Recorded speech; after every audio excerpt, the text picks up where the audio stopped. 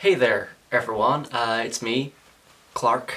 Now listen, I know most of you know me as a mild-mannered reporter, investigative journalist, whatever you want to call it.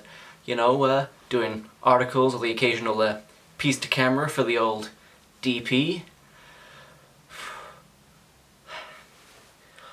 But there's something you probably don't know about me. In fact, there's something a lot of people don't know about me. Only a select few close personal friends and my wife, Lois. But these last few weeks in this quarantine, it's given me some time to think,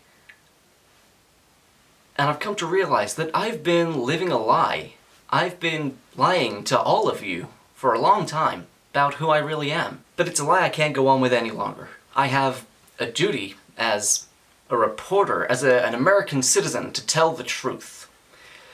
And now, I want you to brace yourselves, because this is going to be quite a shocking revelation for a lot of people. No one was going to see this coming. I'm just going to come out with it. I think the easiest way is not actually to tell you, but to show you. So, here goes.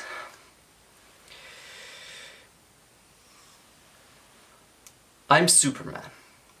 Yeah, now, I know you're probably in shock from that revelation there, so just let it sink in, take your time. It's a very surprising turn that nobody saw coming ever. No one has ever guessed that this is the case, that Clark Kent and Superman are the same person. But once you have let the dust settle on the big sort of shock that you're experiencing, and I'm talking specifically to my coworkers here, Jimmy, I know you watch my videos, it probably does explain the extra long lunch hours that I take in the office, The way I'm always ducking in and out, taking far longer on certain articles than I should, considering the quality of those articles. Actually, Jimmy, you specifically might remember one time we were at a bar and we were watching the news and there was a plane crashing on TV and I just up and left you, and then a few minutes later you saw Superman rescue that plane.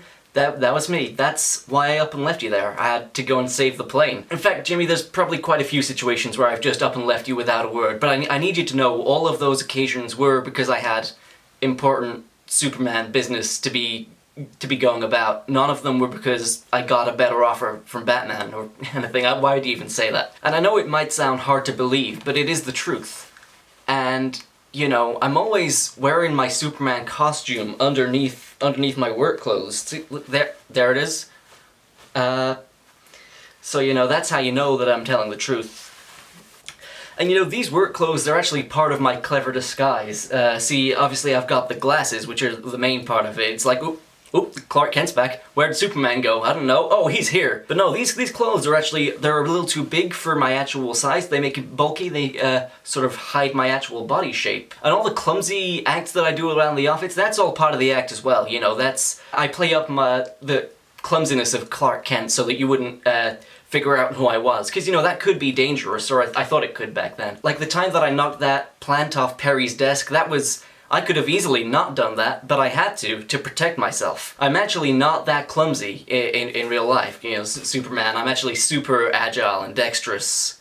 Just a few of my other super abilities. Obviously, you all know the main ones, super speed, super strength, firing lasers out my ass, but I've actually got way more super abilities than that, okay? Super charisma, super intelligence, super acting, super stamina. Lois knows about that one. And the whole social awkwardness, that's also a part of my act as Clark Kent. Obviously me, Superman, I'm not awkward at all when it comes to talking to the ladies. I do have a wife after all, so I think that's somewhat of a credential in that area. Oh, I'm actually super smooth, as well. I'm actually smooth as melted molasses on a warm summer Kansas day. I'm as smooth as sanded hardwood. I'm actually as smooth as Lex Luthor's head. So, anyone who's ever insinuated that Superman doesn't have it with the ladies, they can just go and check themselves as wrong on that one, Bruce. And I know some of you might be feeling, I don't know, betrayed or deceived by the fact that I've been putting on this character. Like I've been pretending to be someone who I'm not, and it's like, who does that? But it was important that people didn't figure out that Clark Kent was Superman to me. I wanted to be treated like you tiny, weak humans. I didn't want special treatment. But the world has changed, and I think We live in a society full of lies, and it's important that the truth and justice does prevail. So, you know, I just need you to know that I had a reason for doing all that I've been doing. And if anyone thinks there might be some gaps in my logic there, well, I'll have you know, my father used to be the best scientist of his generation, and now he's a big floating head who talks to me in a cave about the past. So I think I know what I'm talking about. Well, there you have it. Secret's out. Clark Kent is Superman. Two sides of the same coin, two slices of the same loaf. But that's not everything. So, you know, Clark Kent actually doesn't exist. I made him up. Well, my parents made him up, but I actually did a lot of the groundwork with the improvisation and characterization. I feel like I do deserve some credit for that. So that's really all there is to this. So I just want to close out this video by saying April Fools. Gotcha, Jimmy. You really thought I had you going there, didn't I? Had you going for a hot second. Yeah, no, I'm not Superman. That'd be ridiculous. Can you imagine me being Superman? I don't fly around in the sky. I can't lift up a bus with my bare hands. I can barely lift up a bus ticket. You know, I'm not a super powerful alien from another planet. I'm not even from America. I'm not Superman or Clark Kent. Or am I? So many disguises, so many characters, so much performance that I've done over the years. It adds up, it all stacks up, and makes you think, you know, did I get lost somewhere along the way?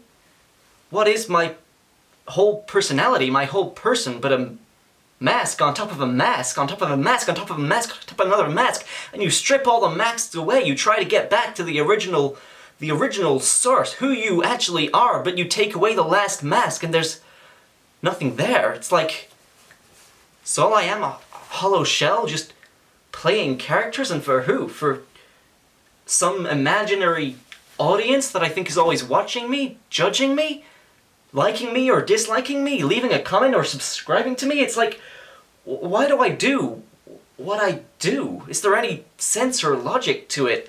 I mean, I'm not Superman. I don't have any powers. I'm not even American.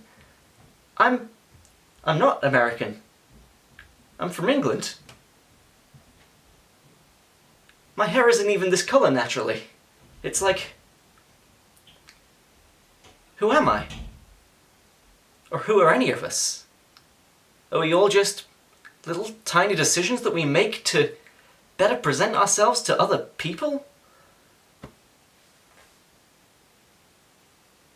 April Fools again! Gotcha, guys. That was a little bit of the old Smallville community theater tricks for you. I was in quite a few of the plays. I was in the Glee Club back at Smallville High. A lot of people are surprised that Superman is involved in musical theater, but you know, we've all got our secrets, don't we? So anyway, I'm glad that the truth is out now and people know what's real and what's not, and no one's having any existential crisis or identity crisis or a crisis on infinite Earths out there. What I really want to say is, I know it's a strange time right now, it's a strange time for everyone, but if we band together, then we can keep hope alive, and that's really all I stand for, is hope.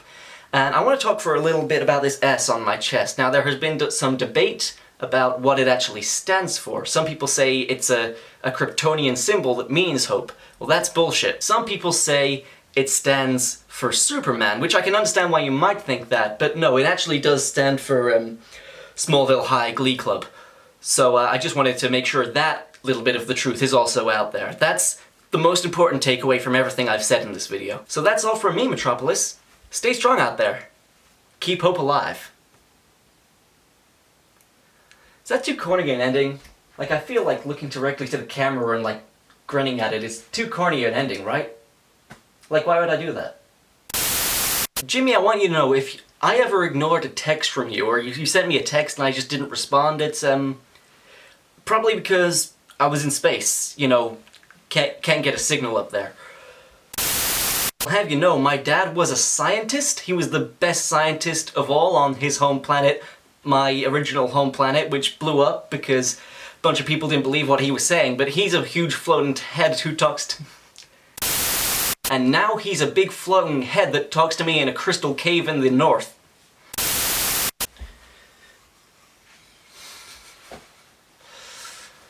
It's gonna be one of the dumbest videos I ever make.